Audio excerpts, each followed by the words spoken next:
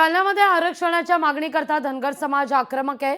धनगर समाजाला एसटी प्रवर्गातून आरक्षण मिळण्याची मागणी आहे। जालन्यात अंबड पाचोड रोडवर गावासवय या ठिकाणी रास्ता रोको आहे। संतप्त आंदोलकांनी टायर पेटवलाय।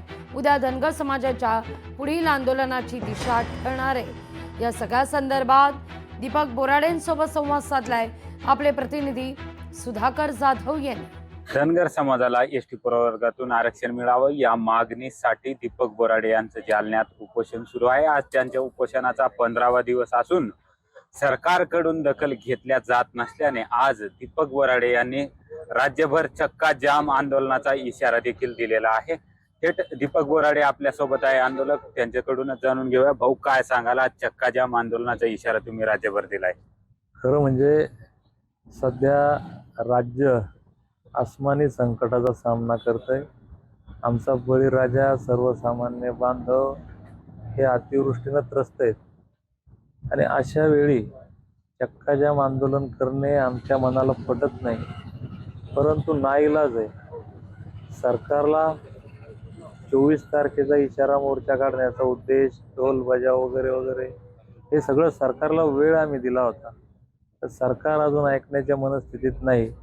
म्हणून आज राज्यभरामध्ये मोठ्या प्रमाणात चक्काजाम होतोय।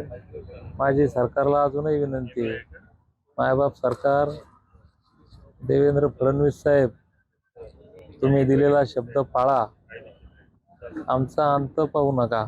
आमच्या मल्हार मावळ्यांसोबतच अहिल्यामाईंच्या लेकी, अहिल्यामाईंच्या रणरागिणी सुद्धा या आंदोलनामध्ये सहभागी होणार आहे।